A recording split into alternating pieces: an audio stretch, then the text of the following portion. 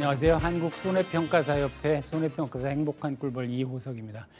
이번 시간부터 두 회에 걸쳐서 종합위험 수확감소 밭작물 편을 살펴보도록 하겠습니다. 밭작물도 그 다른 품목과 마찬가지로 개념은 크게 다른 점은 없고 몇 가지 작물의 특성에 따라서 다른 점이 조금씩 있는데 같이 한번 살펴보도록 하겠습니다. 이 표를 아마 기억을 하실 겁니다. 그 보장 내용에 따라서 분류한 보장 내용에 따른 구분인데요. 과실손해, 과수사종의 과실손해가 있었고요. 그 다음에 과수, 벼, 밭작물, 인삼 이런 그 수확감소 보장 방식이 있었습니다. 그리고 농업수입 감소, 그러니까 가격 하락에 따라서 농가의 수입이 감소하는 것을 보장해주는 농업수입 감소 보장 방식이 있었고요. 생산비 보장, 나무 손해 보장 이렇게 구분할 수 있었는데 그 가운데 오늘 살펴볼 것은 이제 수확량 감소 부분 중에서 밭작물이 해당되겠습니다. 수확감소 보장 밭작물 개요를 살펴보도록 하죠. 수확감소 보장이란 기본적으로 보험 기간 내에 보상하는 제로 평년 수확량 대비 감소한 수확량의 피해율이 자기 부담 비율을 초과하는 경우에 보험금을 지급하는 상품이 되겠습니다. 즉 기본적으로는 수확량이 감소했을 경우에 얼마나 감소를 했는지 그 피해율을 따져서 그 피해율이 자기 부담금을 초과할 경우에 보험금을 지급하겠습니다. 그러니까 앞전 시간에 살펴본 가피자 보험 가입금액 곱하기 피해율 마이너스 자기 부담 비율 이 산식에서 피해율 마이너스 자기 부담 비율이 0보다 크면 기본적으로 보험금을 지급하는 이런 그 보험 상품이 되겠습니다. 대상 작물로는 밭작물이긴 합니다만 용어는 밭작물인데 나무로서 차가 들어가 있습니다. 그러니까 녹차를 얘기하는 거죠. 그 다음에 콩, 양파, 마늘, 고구마, 감자, 양배추, 옥수수 이렇게 들어가 있습니다. 이 가운데 감자는 이제 세 가지가 또 들어가 있습니다. 봄 감자, 고랭지 재배, 가을 재배 이렇게 세 가지가 들어가 있고요. 옥수수의 경우에는 사료용 옥수수를 포함을 합니다. 그리고 기본적인 산식은 같습니다. 지급보험금은 보험가입금액 곱하기 피해율에서 자기부담 비율을 뺀 거를 곱해서 구하고요.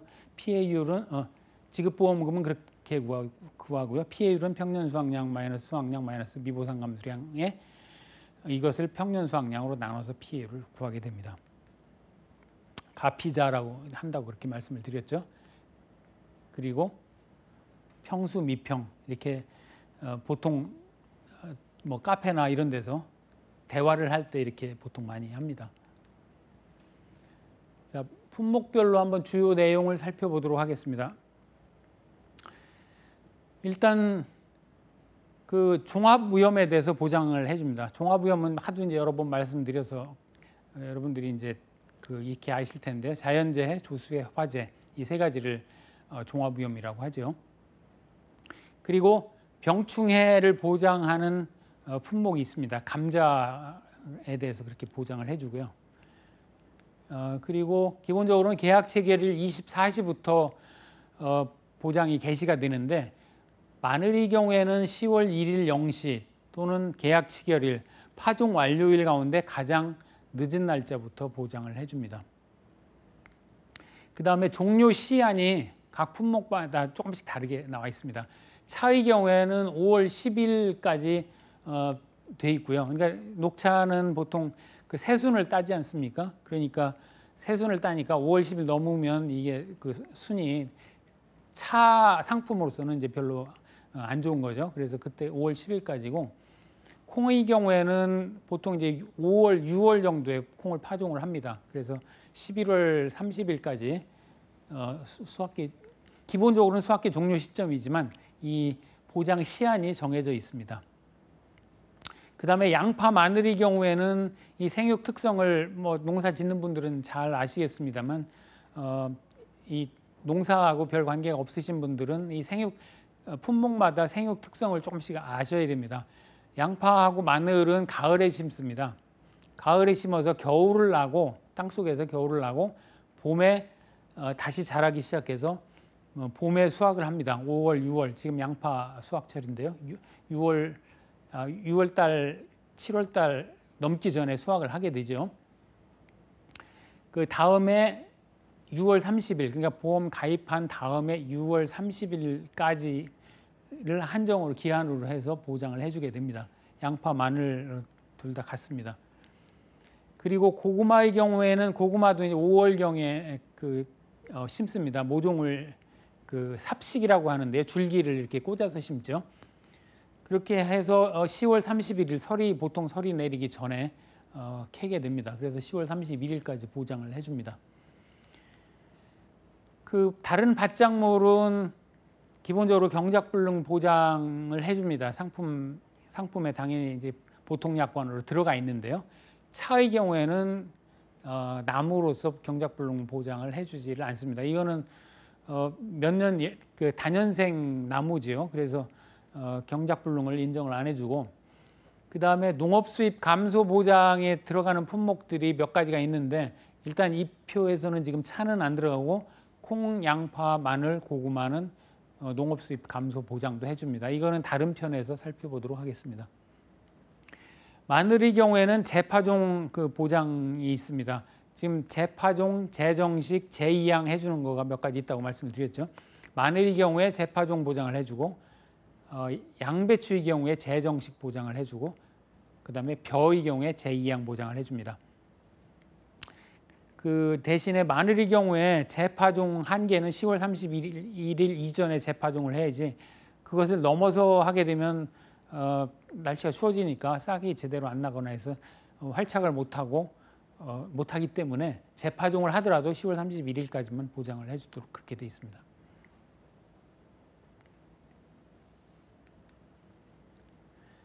그 다음에 감자, 옥수수, 양배추인데요. 이 페이지에는 마찬가지로 종합위험에 대해서 보장을 해줍니다. 자연재해, 조수해, 화재에 대해서 보상을 해주고, 병충해도 감자의 경우에는 보상을 해줍니다. 그 다음에 계약 체결일 24시를 기본으로 하지만 봄 감자와 가을 감자의 경우에는 파종 완료일 24시를 개시일로 합니다. 보험의 개시일로 합니다. 그 다음에 양배추의 경우에는 정식 완료일 24시 대신에 9월 30일을 초과하면 안 됩니다. 그렇게 해서 양배추를 하는데 종료 시한이 있습니다. 감자의 경우에는 고랭지 재배의 경우에는 10월 31일이고 봄 감자의 경우에는 봄에 심는 거니까요. 봄에 심어서 7월 31일까지 수확기 종료 시점이 시한이 있습니다. 보통 봄에 심는 걸 이제 하지 감자라고 하죠. 예전 같으면 장마 오기 전에 하지 오기 전에 캔다고 그랬는데 근년에 들어서는 장마의 개념이 조금 바뀌어가지고 하지 감자가 적용이 되는지 모르겠습니다. 가을 감자의 경우에는 보통 이제 여름 지나자마자 파종을 해가지고 11월 31일 그러니까 이 얼면 안 되니까 11월 31일 이전에 계약이 종료가 됩니다. 옥수수의 경우에도 계약 체결일 24시에서 11월 31일 종료 시한으로 해서 보험 기간이 산정이 되어 있습니다. 양배추의 경우에는 숙기에 따라서 이게 다른데요. 이게 2월, 3월 이렇게 되어 있습니다. 이게 제주도에서 양배추를 많이 심습니다. 그래서 조생종의 경우에는 2월 28일까지, 중생종의 경우에는 3월 15일, 만생종은 3월 31일이 종료 시한이 되겠습니다. 그리고 농업수입 감소 보장은 감자의 경우에 가을 감자만 농업수입 감소 보장을 해주고 고랭지나 봄 감자는 해당이 안 되겠습니다. 그리고 옥수수도 농업수입 감소 보장 상품으로는 판매가 안 되고 있습니다. 그리고 경작불능은 당연히 밭작물은 차만 빼놓고는 전부 해당이 됩니다. 가을 감자의 경우에 제주도의 경우에는 조금 날씨가 따뜻하니까 12월 15일까지 보장 시한이 늘어납니다.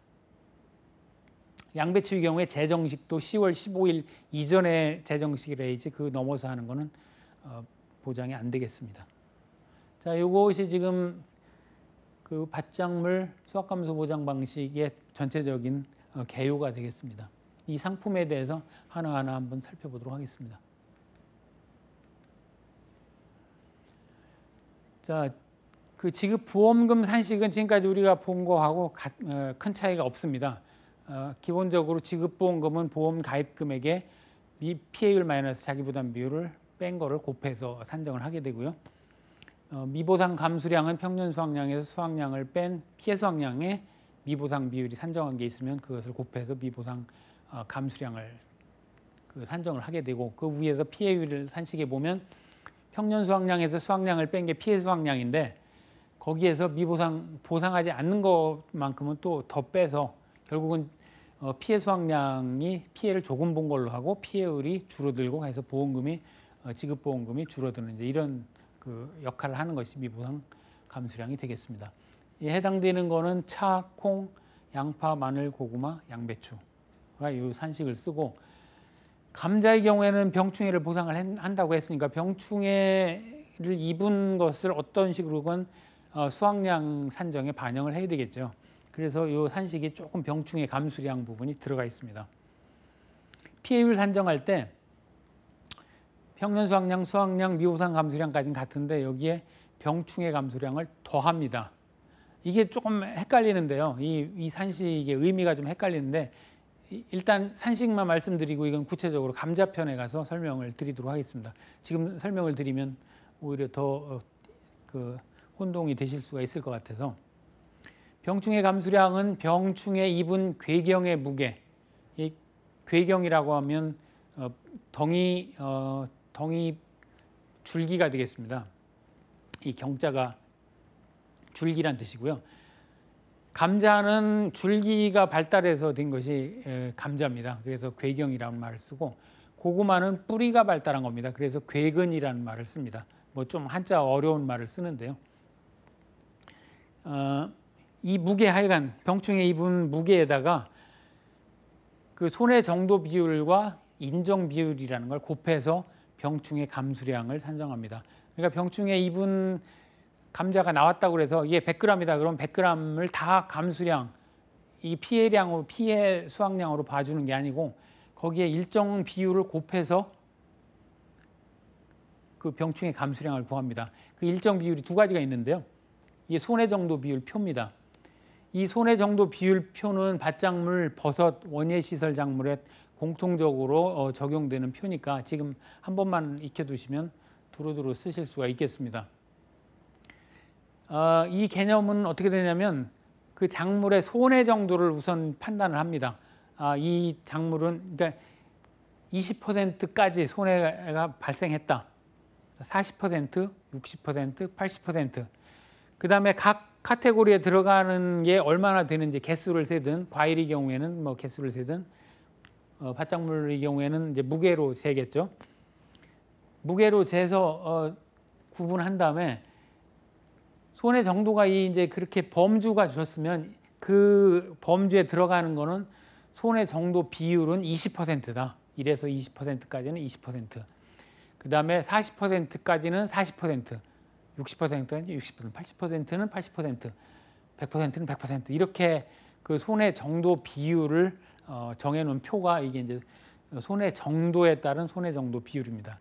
이게 나중에 문제에 가면 뭐 이게 손해 정도하고 손해 정도 비율하고 굉장히 좀 헷갈립니다. 손해 정도가 35%라고 주어졌습니다. 그럼 이거 손해 정도 비율을 얼마로 곱해야 되느냐? 깜빡하기 쉽습니다. 손해 정도가 몇 %라고 하면 이 표로 환산표로 상기를 해서 이 환산표 상의 손해 정도 비율이 몇 %인지를 산정을 해야 됩니다. 그러니까 손해 정도 60%다, 50%다 그러면 손해 정도 비율은 60%가 되겠습니다. 그러니까 손해 정도와 손해 정도 비율을 혼동하시면 안 되겠습니다. 하여간 병충해 감수량을 구할 때 병충해 먹은 이 궤경, 그러니까 감자 알을 구분을 해놓습니다. 20%형, 40%형, 60%형 각각 한 다음에 이 무게를 재서 나중에 이거를 합산을 할 때 그 가중치를 저 20%까지 되는 건 0.2를 곱하고 이렇게 쭉 가중치를 다르게 곱해서 병충해 감수량을 구하는 겁니다. 그리고 뭐 인정 비율은 또 뭐냐? 인정 비율은 이런 표입니다. 즉 감자에 참 병해충이 굉장히 많습니다. 보면 뭐 세균이나 곰팡이에 해당되는 것도 있고 또 어떤 건 진딧물이나 아메리카 잎굴파리, 방아벌레 이런 건 벌레네요. 곤충이나 이런 거죠. 뭐 탄저병, 뿌리옥, 선충, 파밤, 나방 이렇게 해서 이거를 1급, 2급, 3급으로 구분을 한 다음에 1급은 90%, 1급으로 인한 피해면 이건 90% 피해가 났다 이렇게 해주는 게 인정 비율이 되겠습니다. 2급에 해당되는 거는 70%, 3급은 50%인데 이거 다 외워야 되느냐 이렇게 또 물어보시는 분이 계십니다. 2회 시험인가요? 가루더댕이병이 발생했다. 병충해 감수량이 얼마냐 이렇게 물어보는 시험 문제가 한번 나왔습니다. 그러면 가루더댕이병이 90%에 해당하는 걸 알고 있어야 90%를 곱하겠죠. 이거를 모르고 있으면 그냥 예측해서 90, 70, 50 중에 하나겠지 해서 할 수도 있는데 그렇게 되면 거의 운에 맡기는 셈이 되겠죠. 그래서 거기까지 말씀을 드리고요. 제가 꼭 외워야 된다 이렇게는 말씀을 못 드리겠어요. 국가 자격, 공인 자격심에서 이런 거를 다 외워야 쓸 수 있는 문제라면 결코 좋은 문제는 아니겠죠. 그리고 저기 혹색 피부병이라고 부패병이라고 하나 빨간 글씨로 되어 있는데요. 저거는 혹색이 아니고 홍색 부패병이 맞는 걸로 시중에서 계속 얘기를 하는데 몇 년째 지금 고치질 않고 있네요. 업무방법상에는 혹색 부패병이라고 나와 있습니다. 근데 핑크 라트라고 홍색 부패병이라는 병이 있다고 합니다. 자, 하여튼 병해충 및 등급별 인정 비율은 이렇게 되고요. 이걸 곱하게 되어 있습니다. 그 다음에 앞에서 보신 손해 정도 비율, 손해 정도에 따른 손해 정도 비율을 곱해서 이 무게에 곱해서 병충해 감수량을 산정하도록 되어 있습니다. 나중에 예시 문제에서 한번 더 자세히 살펴보도록 하겠습니다. 자, 그럼 이렇게 해서 수학 감소보장 지급보험을 산정하는데 차콩, 양파, 마늘, 고구마, 양배, 배추, 감자까지 했는데 옥수수가 좀 다릅니다. 옥수수가 2019년부터 이 계산 방법이 앞에 같은 방식이었는데 실손 보상 방식으로 좀 바뀌었습니다. 즉 앞에는 피해율을 구해서 보험 가입금에 곱해서 구하는 거였죠. 그런데 옥수수의 경우에는 피해율이 아니고 피해 수확량을 구해서 바로 가입 금액, 가입 가격을 곱해서 손해액을 바로 구하는 그런 방식입니다.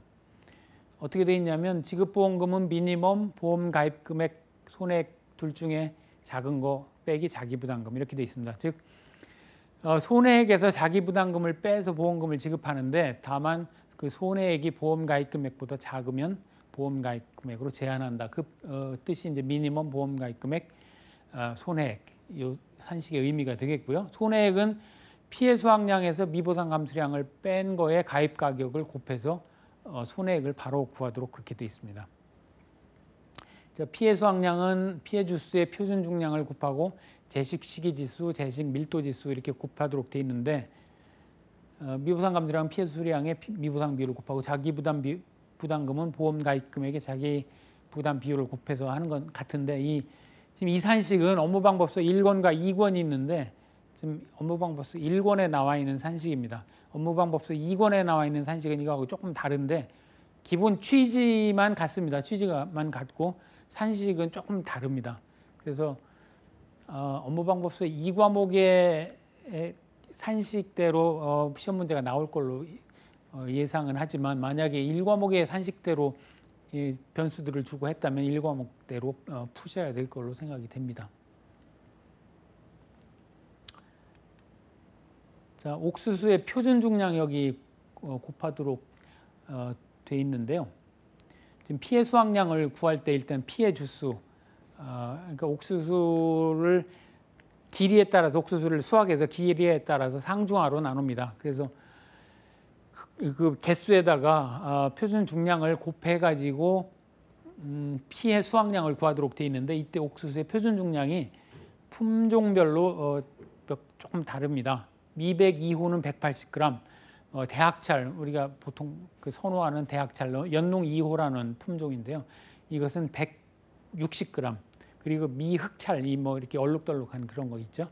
그 미흑찰 기타는 190g으로 표준 중량이 이렇게 정해져 있습니다.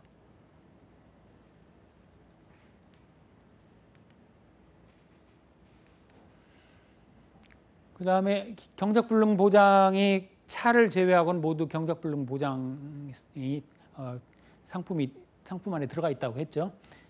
이 산식은 우리가 벼 품목에서 본 거하고 다르지 않습니다. 보험가입 금액의 1 자기 부담 비율을 2로 나눈 값을 곱해서 그 보험금을 산정을 하게 되는데요. 이 경작불능 보험금의 보장 시한은 수확 개시 시점까지입니다. 근데 이게 좀 논란이 있어가지고 벼의 경우하고 콩의 경우에 2020년 업무방법서에서는 조금 변경이 됐습니다. 그런데 그것은 2020년 현재의 업무방법서하고 2020년 6회 시험에서는 해당이 안 되기 때문에 제가 그 말씀은 구체적으로는 안 드리겠습니다만 조금 땡겨졌다는 것만 일단 말씀을 드리고요. 자기 부담 비율은 양배추의 경우만 20, 30, 40%입니다. 그리고 나머지 품목은 15%짜리가 있는데 이것은 왜 차이가 있느냐면 10%, 15%형이 가입이 가능하려면 기억을 하시겠습니다만 과거 5년간의 과거 3년간의 그 손해율을 따지게 돼 있죠. 보험금 지급보험금을 순보험료, 납입보험료로 나누어서 나눈 값이 3년간 50% 이내이냐 2년간 100% 이내이냐에 따라서 10%를 가입하느냐 15%를 가입하느냐 자기부담 비율을 선택하는 게 달라지게 돼 있다고 벼의 경우에 말씀을 드렸었죠. 마찬가지입니다. 이 경우에도 마찬가지인데 양배추의 경우에는 상품이 도입된 지가 그렇게 오래되지 않았습니다. 그러다 보니까 3년, 5년 이런 그 데이터가 아직 축적이 안 돼 있기 때문에 자기부담 비율이 20%형부터밖에 없습니다. 아마 조만간 이게 데이터가 쌓이면 10%, 15%형도 아마 도입이 되리라고 예상을 합니다만 현재로서는 양배추의 경우에 20, 30, 40%만 있다는 걸 말씀을 드리고요. 나머지는 10%, 15, 20, 30, 40%형이 있고 경작불능 보험금은 1 자기부담 비율을 뺀 것을 2로 나누어서 보험가입 금액에 곱해서 구하는데 15%형의 경우에 이제 나눠 떨어지지 않으니까 이 경우에는 절사를 해서 1-15하면 85를 2로 나누니까 42.5 그래서 42%를 곱해서 구하게 됩니다. 그리고 마찬가지입니다.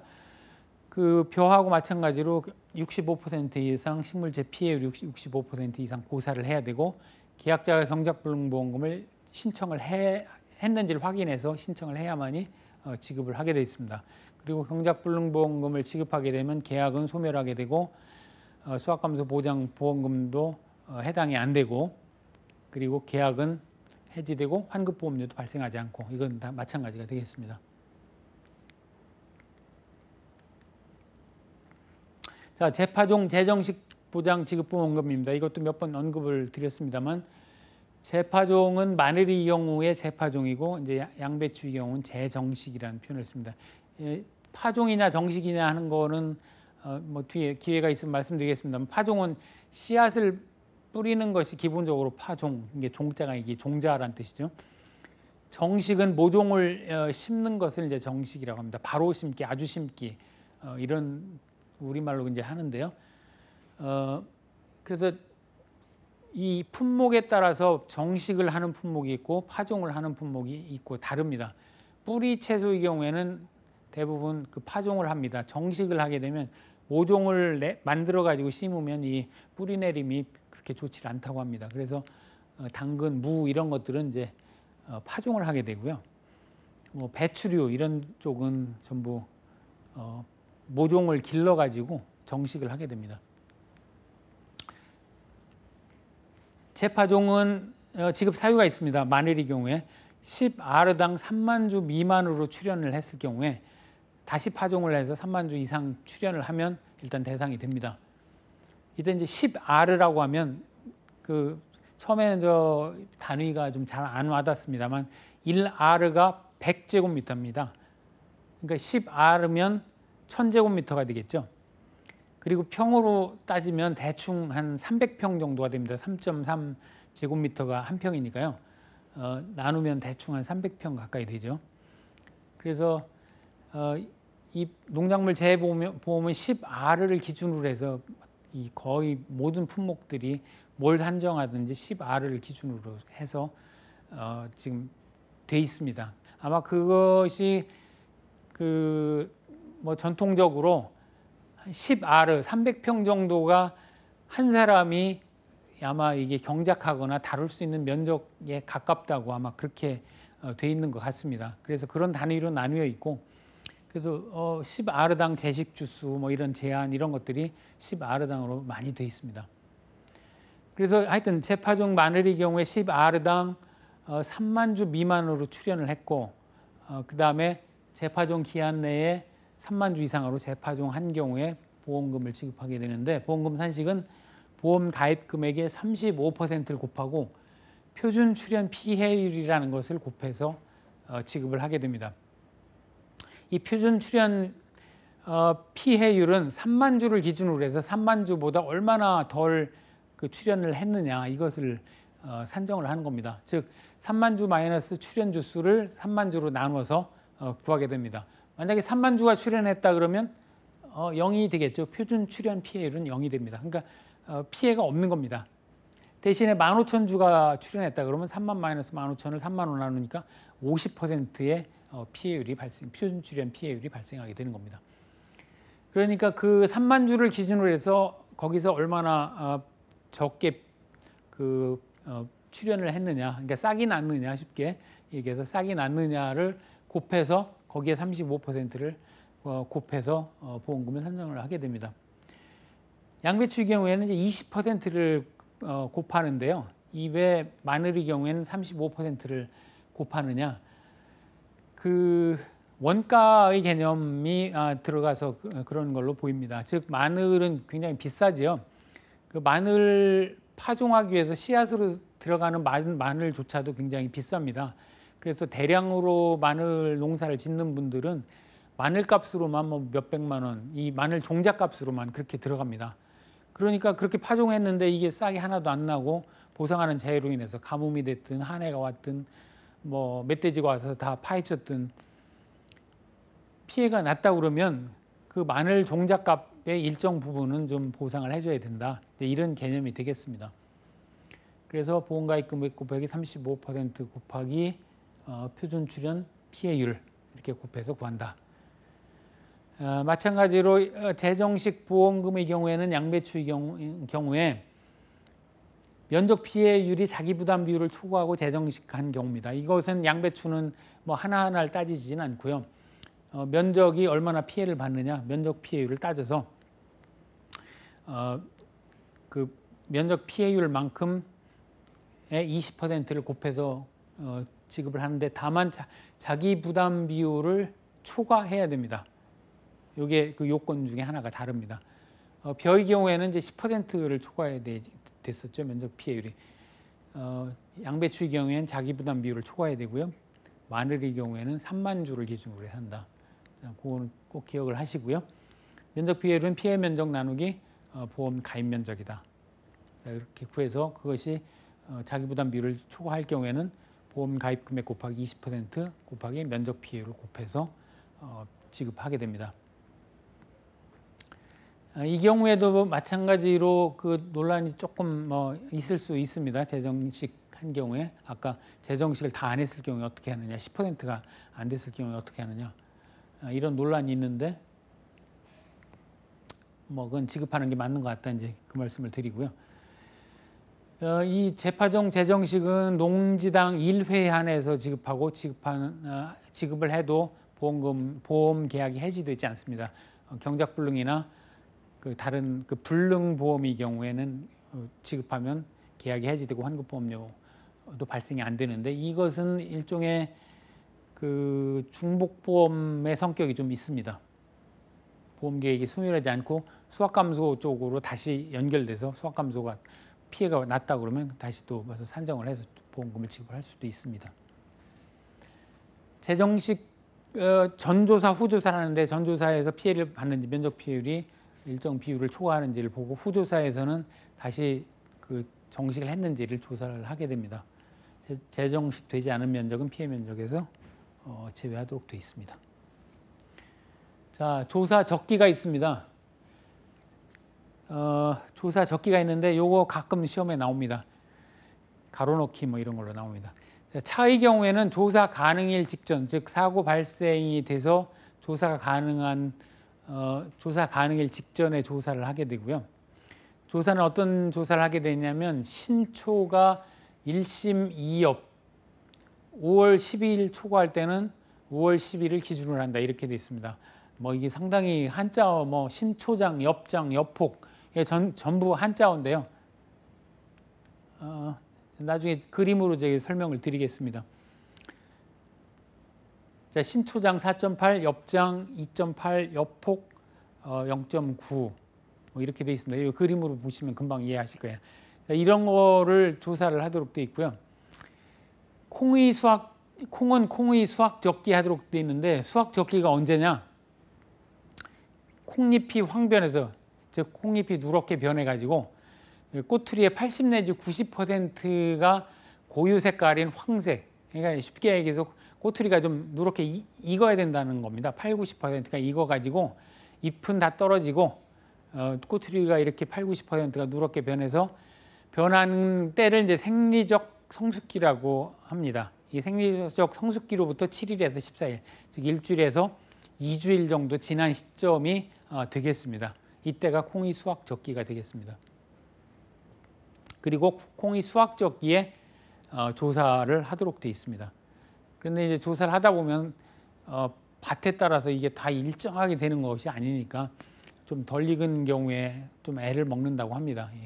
콩이 잘 안 털리고 그래가지고요. 양파의 경우에는 비대가 종료된 시점입니다. 양파 나중에 사진을 보시겠습니다만 양파는 이게 커지면 땅 위로 이렇게 올라옵니다. 양파가. 그래서 알이 이렇게 노출되기 때문에 그냥 툭 건드리면 쉽게 뽑을 수 있고, 그 다음에 얘는 익으면 다 성숙이 되면 이 잎사귀가 이렇게 툭 엎어집니다. 이걸 이제 도복이라고 하는데 식물체 도복이 완료된 때를 이제 그 비대 종료 시점으로 보고 조사 적기로 봅니다. 그리고 마늘도 마찬가지로 비대가 종료된 시점인데 이거는 언제냐면 잎과 줄기가 2분의 1에서 3분의 2 정도 누렇게 황변해서 말랐을 때 또는 해당 지역의 통상의 수확기가 도래했을 때 이때를 수확 적기로 보고 이제 조사를 하게 됩니다. 자, 고구마는 비대 종료 시점인데 삽식일로부터 120일 이후에 농지별로 산정한다 이렇게 되어 있습니다. 삽식일은 뭐 이 농사 짓는 분들은 뭐 다 아시겠습니다만 고구마는 고구마의 덩이에 순을 내죠. 순을 따뜻한 데다 놓으면 또는 봄에 이게 순이 나옵니다. 싹이 나서 쭉 자라면 이걸 잘라가지고 그대로 꼽아서 기르게 되죠. 이걸 이제 삽식이라고 이렇게 표현을 하는데요. 삽식일 이후 120일이 넘은 시점에서 농지별로 산정을 한다 이렇게 돼 있고요. 감자의 경우에도 비대가 종료된 시점인데 뭐 언제 감자나 고구마는 땅속 식물이니까 이거 언제 비대가 종료됐는지 어떻게 아느냐? 뭐 그 업무 방법상인 파종일로부터 봄 감자의 경우에는 95일, 가을 감자의 경우에는 제주도 110일, 기타 지역 95일. 그다음에 고랭지 감자는 110일 이후라고 돼 있는데 통상 그 감자를 심어놓고 이렇게 보면 수확 적기가 되면 이게 빳빳이 녹색으로 딱 돼 있던 것이 약간씩 누렇게 변하면서 이 고개를 숙입니다. 줄기가 이렇게 옆으로 눕게 됩니다. 그때가 수확 적기가 되고요. 가을 감자 같은 경우에 이제 설이 오기 전에 캐는 것이 좋습니다. 이제 감자에 영향을 받으니까. 봄 감자의 경우에는 보통 예년 같으면 그 장마 오기 전에, 그래서 하지 감자라는 표현을 썼는데 장마 오기 전에 보통 캤습니다. 고랭지 감자의 경우에는 이제 고랭지에 심는 거니까 이건 봄 감자와 가을 감자의 중간 정도에 이렇게 심습니다. 그래서 앞에서 보신 대로 그 보장 한계일도 조금씩 달랐죠. 그 다음에 옥수수의 수확 적기는 옥수수의 수염이 나온 후 25일 이후에가 수확 적기다 이렇게 돼 있습니다. 근데 이거는 조금씩 이견이 있기는 한 것 같습니다. 옥수수가 이렇게 자라면 끝에 개꼬리라고 하는데요. 이게 수술입니다. 수술 개꼬리가 먼저 나오고 그 다음에 옥수수가 달린 거에서 수염이 이렇게 나옵니다. 좀 이따 사진 보여드릴 텐데요. 수염이 나오면 그 수염이 나온 때로부터 25일 이후인데 수염이 이렇게 마릅니다. 이 옥수수 알이 잘 익으면 그 말랐을 때 그걸 잘 놓치지 않고 따야 사실은 이 쪄먹었을 때 딱딱하지 않고 그렇다고 덜 익어서 이렇게 물렁거리지도 않고 적당한 시기가 됩니다. 양배추는 결구 형성이 완료된 때입니다. 이 결구라는 게 양배추는 이렇게 둥그렇게 해서 단단해지죠. 양배추 보시면 그 결구 형성이 완료됐을 때를 이제 수확적기라고 그렇게 얘기합니다.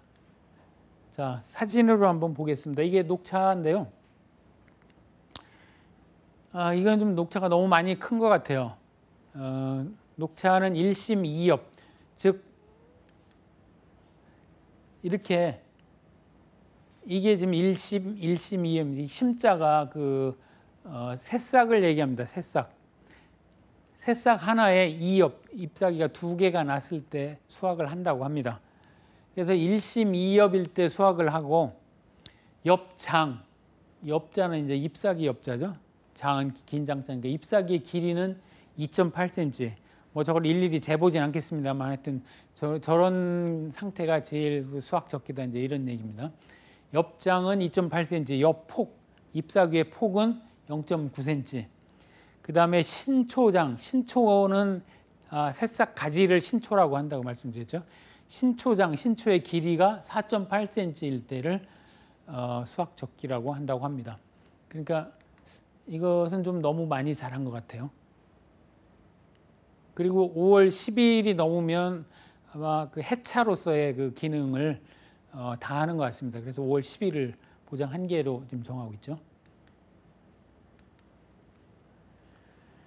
자, 이게 콩입니다. 콩이 지금 잎사귀가 누렇게 좀 황변했고 잎사귀가 떨어져야 되고 꼬투리가 뭐 80~90% 정도 누렇게 익은 뭐 그런 상태입니다. 이런 정도가 돼야 수확적기고 조사하기에 좋은데 대부분 이제 갔을 때는 딱 이렇게 기다리고 있는 밭은 그렇게 흔하지 않은 것 같습니다. 상황에 따라서 적절하게 대처를 해야 됩니다.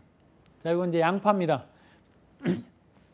이쪽에 보시면 양파가 이렇게 비대해지면 그 뿌리 부분만 남아 이게 땅 속에 있고 이 구 부분은 이렇게 노출됩니다. 그래서 뽑기가 아주 쉽습니다. 자, 이건 잎사귀가 그냥 빳빳이 지금 서 있죠. 그러니까 이건 아직 수확적기가 도래가 안 된 거고요. 수확적기는 도복이 결구 형성이 비대가 종료된 때로서 이제 도복이 완료된 때.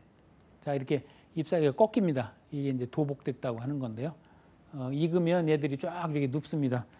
그래서 이 농사 앉아 보신 분들은 이게 좀 무슨 병 때문에 저런 거 아닌가 하는데 수확할 때가 됐다는 이제 그런 뜻이 되겠습니다. 자, 이건 마늘인데요. 이 마늘 지금 그냥 수확을 해놓은 겁니다. 보시면 그 잎과 줄기가 지금 다 이렇게 말랐죠. 이 정도 말랐을 때가 이제 수확적기가 되는데요. 이 마늘은 땅 속으로 이게 깊이 묻혀 있습니다. 이게 지금 그래서 이거 이렇게 뽑으려면 표본 조사를 하려면 이제 뽑아야 되는데요. 뽑으면 이게 줄기가 잘립니다. 그래서 이런 삼지창, 이지창 이렇게 긴 거 있습니다. 이걸로 약촉해는 그런 그 삼지창으로 캐내야 됩니다. 마늘 조사가 좀 힘들다고 합니다. 자, 이 옥수수인데요.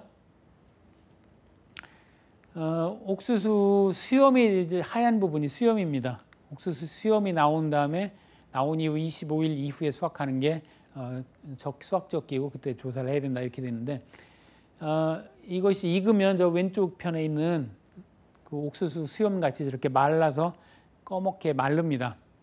너무 마르면 옥수수가 딱딱해서 이게 쪄먹거나 하는데 이렇게 좋지 않습니다. 선호도가 떨어집니다. 그렇다고 이런 상태로 하면 이게 알맹이가 덜 익어서 물컹물컹합니다. 그래서 뭐 표본적으로 이제 농가에서는 이렇게 저런 상태가 됐을 때 까가지고 제대로 익는지 한 번씩 그 확인을 해서 적당한 때 수확을 하게 되죠. 이거 양배추입니다. 이 양배추가 결구 형성이 완료된 때죠. 그러니까 결구가 이 양배추가 참 희한한 게 처음에는 이렇게 쫙 퍼집니다. 퍼지다가 어느 순간에 안쪽에서부터 잎이 말려서 이렇게 들어갑니다. 잎이 말려서 들어가면서 이게 점점 커지고요. 안쪽에서는 계속 새싹이 나와가지고 이게 단단하게 해서 이렇게 저렇게 결과적으로는 커지고 어느 시점에서는 뭐 더 이상 안 커지면 결구 형성이 완료됐다고 합니다. 이때가 이제 수확 적기가 되겠습니다. 자, 그러면 그 품목마다 수확량 조사를 해야 이게 피해 수확량이 얼마인지를 알 수 있겠죠. 그런데 콩만 제외하고는 전부 표본 조사를 하게 됩니다. 콩도 표본 조사를 하는데 콩의 경우에는 전수 조사도 할 수 있습니다. 다만 기계 수확을 할 경우에 콩은 기계 수확을 하는데요. 뭐 외국 같은 경우에는 엄청나게 넓은 밭에 그냥 기계로 한번 쭉 지나가면 콩이 그냥 자루로 톤백으로 담겨 나오는데 이런 장면 아마 보신 분이 계실 거예요.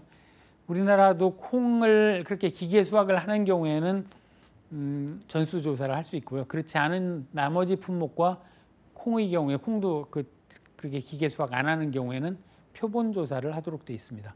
뭐 전체를 다를 조사를 하면 정확하긴 하겠지만 그건 뭐 사실은 너무나 경비와 시간과 비용이 많이 드니까 그래서 표본 조사를 하는 이유가 이제 그런 것이죠.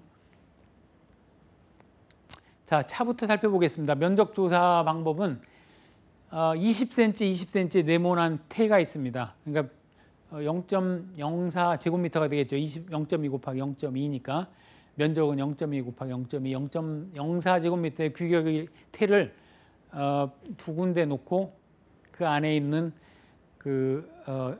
새싹하고 이미 수확한 게 있으면 수확한 거를 세 가지고 새싹은 수확하고 이미 수확한 거는 몇 개를 수확했는지 세 가지고 그걸 가지고 그 표본 수확량을 이제 산정하게 됩니다. 그건 이제 다음 시간에 보도록 하는데요.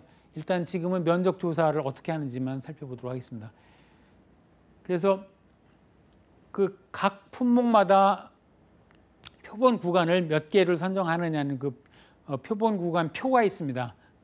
그 표본 구간 표에 따라서 면적 가입 면적이 얼마인지 조사 대상 면적이 얼마인지에 따라서 표본 구간 표에 따라서 표본 구간을 몇 개를 선정할 건지를 정한 다음에 마찬가지로 골고루 분포되도록 표본 구간을 선정을 하고 거기에다가 차의 경우에는 태를 넣고 두 군데를 넣고 거기에 있는 이제 차 잎을 수확하고 이미 수확한 건 몇 개인가를 세고 이제 하는 그런 조사를 하도록 되어 있습니다.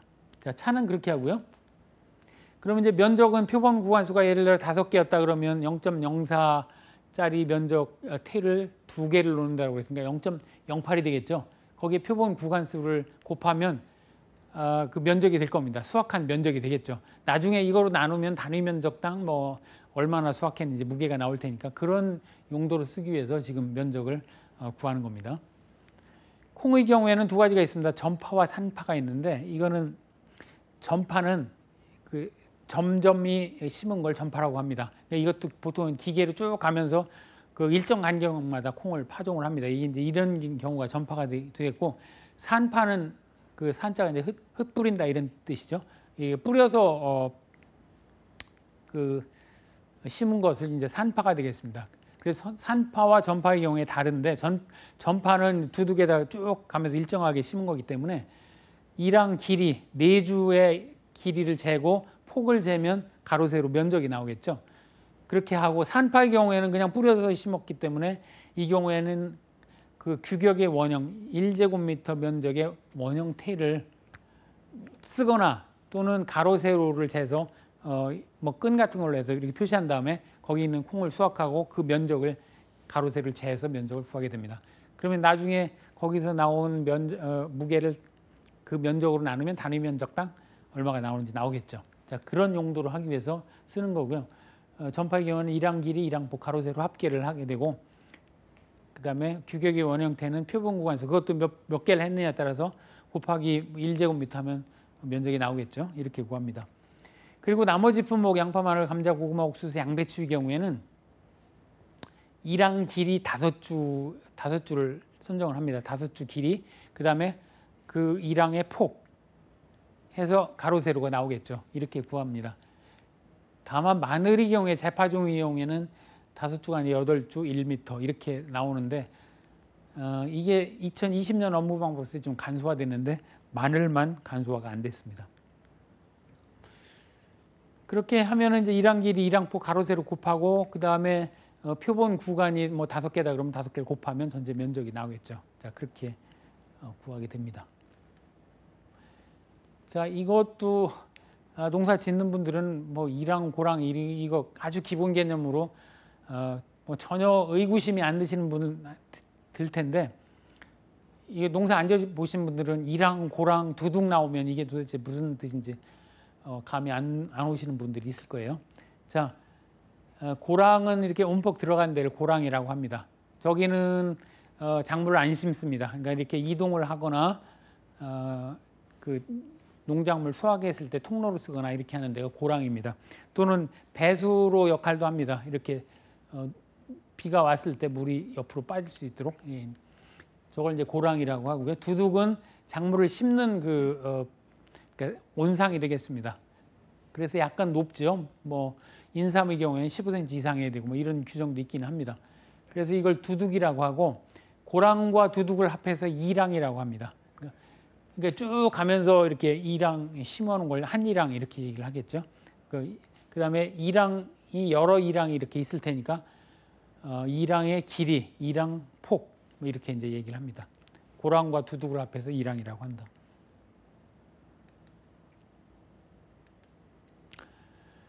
자, 예시 문제를 풀어보도록 하겠습니다. 그 품목별로 보장하는 보장 내용이 뭔가를 물어보는 이제 그런 문제인데요. 차의 경우에는 수확감소 보장만 한다고 그랬죠. 이 경작불능이 보장이 없다고 그랬죠. 이게 2018년 아마 시험일 것 같은데요. 여기 보면 경작불능 보장이 X로 되어 있습니다. 이렇게 하나를 주고 나머지 품목에 대해서 OX로 하고 그러면 농업수입 보장의 개수가 몇 개냐 이제 이런 식으로 물어봤습니다. 뭐 혹자는 이게 빙고표 하는 거하고 비슷하다고 그렇게 표현하신 분도 있는데 인삼의 경우에는 수확감소 안 배웠습니다만 수확감소 보장과 해가림 시설 보장을 해줍니다. 반면에 고구마, 감자는 지금 우리 쭉 했죠. 뭐였나요? 일단 경작불능 보장도 해주고요. 수확감소 보장은 기본으로 해주죠. 그 다음에 농업수입 보장도 해준다고 했습니다. 이건 나중에 다른 챕터에서 좀 살펴보겠습니다. 콩과 양파의 경우에는 지금 경작불능, 수확감소, 농업수입 마찬가지로 보장을 해주죠. 근데 이제 마늘의 경우에는 지금 여기 보면 재파종이 하나 있습니다. 그러니까 거기에 해당이 되겠네요. 고추의 경우에는 조금 나중에 생산비 보장 방식이라고 그래서 이건 별도로 살펴보겠습니다만 고추는 생산비 보장 방식 위에 기본적으로 그렇게 해서 이제 가로 세로 열이 이렇게 완성되는 그런 문제였습니다. 자, 보기가 수확감소 보장, 생산비 보장, 경작불능 보장, 재파종 보장 이렇게 보기를 주어주고 보장 종료일을 쓰는 그런 문제입니다. 양파의 경우에 수확감소 보장은 이듬해 수확기인데 양파는 가을에 심는다고 그랬죠. 이 양파, 마늘은 겨울을 나야 제대로 이게 자랍니다. 굉장히 이제 생명력이 긴 거죠. 그러니까 가입하는 해 이듬해의 수확기가 기본적으로 보장 종료일인데 6월 30일을 초과할 수 없다. 이렇게까지 답을 써야 됩니다. 경작불능은 통상 이듬해 수확 개시 시점이 되겠습니다. 그러니까 해당하는 품목별로 해당하는 보장을 쓰고 그거에 그 보장 종료일을 써라 이제 이런 문제가 되겠습니다. 자, 옥수수의 경우에 수확감소 보장은 수확기 종료 시점인데 단 9월 30일을 초과할 수 없다 이렇게 되어 있고요. 경작불능 보장은 수확 개시 시점 마찬가지가 되겠습니다. 마늘의 경우에 수확 감소 보장이고 6월 30일 초과 불가는 양파하고 같습니다. 그런데 경작불능 보장은 수확 개시 시점이고 반면에 이제 재파종 보장이 있었죠. 재파종 보장은 재파종을 보장을 해주되 10월 31일을 넘어서 재파종한 거는 이게 그 싹이 나는 데는 알맞지 않은 기온이겠죠. 날씨가 추워지니까요. 그래서 10월 31일까지만 한계로 해서 보장을 해줍니다. 고구마의 경우에는 이제 수확기 종료 시점 수확 감소 보장이 10월 31일 초과 불가하고 경작불능은 수확 개시 시점까지. 차는 이게 해차 수확 종료 시점이었죠. 단 5월 12일을 초과하면 안 된다. 자, 이런 문제였습니다. 자, 마늘 품목 인수 제한 사유를 쓰는 문제입니다. 보험 가입 금액이 180만 원이고 500제곱미터 농지 난지형 남도 품종을 18,000주를 식재했다. 자, 보험 가입 금액 180만 원. 아까 금방 봤죠. 200만 원 이상의 농지만 가입 가능하다고 그랬죠. 면적 제한은 없었습니다. 그러니까 이건 해당이 없는데 난지형 남도 품종 18,000주인데 이게 15,000주 미만이면 그 인수 제한이 됩니다. 그러니까 그거는 해당이 없겠네요. 자, B 농지는 200만 원에 10아르당 제식주수 35,000주 의성 품종을 시설 재배로 10월 1일 날 정식했다. 자, 시설 재배는 마늘은 가입이 안 됩니다. 노지 재배만 되고요.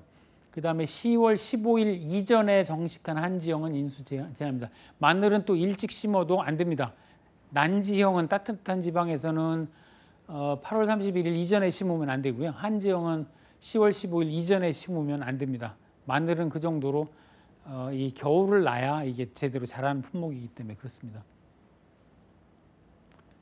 그 다음에 연육교가 설치된 도서지역, 섬지역인데 비닐 멀칭된 노지에 심었다. 그리고 파종 다음에 4월 10일 수확 예정인 그 농지다 이런 건데 4월 15일 이전에 수확하는 그런 농지면 안 됩니다. 이것도. 그리고 D 농지는 뭐냐면 지력증진원의 마늘 두둑 사이에 고랑에 다른 작물을 혼식했다. 자, 다른 작물과 혼식을 해도 안 되고 멀칭을 안 하고 멀칭 즉 비닐 안 깔고 그냥 심으면 또 인수를 안 받아줍니다. 그러니까 친환경으로 재배하면 보험 가입이 안 된다는 그런 얘기네요. 자, 주요 인수 제한 목적물 8월 31일 이전, 한지형은 10월 10일 이전 파종한 농지, 난지형은 품종은 남도와 대서 품종이 있습니다. 그리고 한지형은 우리가 의성 마늘, 서산 마늘 할 때 그게 이제 한지형입니다. 한지형이 좀 작죠. 제식 밀도는 10아르당 3만 주 미만이고요. 4월 15일 이전 수확하는 농지, 그다음 무멀칭 시설 재배, 혼식 농지는 해당이 안 되겠습니다. 자, 고구마 삽식일로부터 120일 앞에서 살펴봤죠. 감자는 언제로부터 95일? 감자는 파종을 한다고 그랬죠. 씨앗을 보통 파종을 하는데 이 감자는 이 알맹인데도 파종이라고 이렇게 표현을 합니다. 마늘도 마찬가지로 파종인데 이건 잎과 줄기가 2분의 1에서 3분의 2 정도 황변해서 말랐을 때, 그리고 통상 수확기가 도래했을 때. 옥수수는 수염이 나온 후 25일. 앞에 계속 살펴본 문제입니다. 자, 이것도 이제 표본광별 수확량 조사 방법인데요. 양파는 좀 크죠. 그러니까 종구 5cm 부분을 절단합니다. 종구 5cm 부분. 마늘은 3cm 부분. 그리고 고구마는 이게 400g 이상 되면 이게 상품성이 많이 떨어집니다. 그래서 상품성이 떨어지는 400g 이상일 경우에는 피해로 그 간주를 하게 됩니다. 감자의 경우에는 최대 지름이 5cm 미만이면 이거 우리 알감자죠. 이거는 그 피해 정도가 50%다 이렇게 이제 간주를 해서 수확량 수확량을 산정할 때 이걸 반영을 해줍니다. 이건 다음 시간에 더 자세히 살펴보도록 하겠고요. 그 다음에 특히 고랭지 감자의 경우에는 80g에서 250g을 벗어나면 무게 80%만 수확량으로 산정을 해주게 됩니다. 50% 피해형에 포함되는 품목은 감자고구마고 80%형은 마늘인데요. 이 감자고구마 덩이 진 거는 50%형을 아까 방금 보신 대로 인정을 해줍니다. 그 다음에 환산계수 난지형, 한지형인데 이거는 다음 시간에 더 자세히 살펴보도록 하겠습니다. 경작불능보험금의 최저 자기부담 비율, 그 양배추는 20%라고 그랬죠. 20%부터 시작한다고 그랬죠. 그러니까 콩의 경우에는 최저 자기부담 비율 10%를 적용해서 경작불능보험금을 산출할 수 있는 반면에 콩과 옥수수, 양배추는 20%를 적용해야 되겠죠. 최저 비율을 적용해서 구해라, 이제 이런 문제였습니다. 재파종 보험금은 3만 주를 기준으로 해서 표준 출연 피해율을 구하고 이것을 35%하고 표준 출연율을 곱해서 재파종 보험금을 구한다고 말씀을 드렸습니다. 그러니까 그대로 산식에 넣으면 재파종 보험금을 구하실 수 있겠습니다. 재정식 보험금은 이제 피해 면적이라고 그랬죠. 피해 면적이 얼마나 되느냐에 따라서 20%의 면적 비율을 곱해서 구하면 되겠습니다.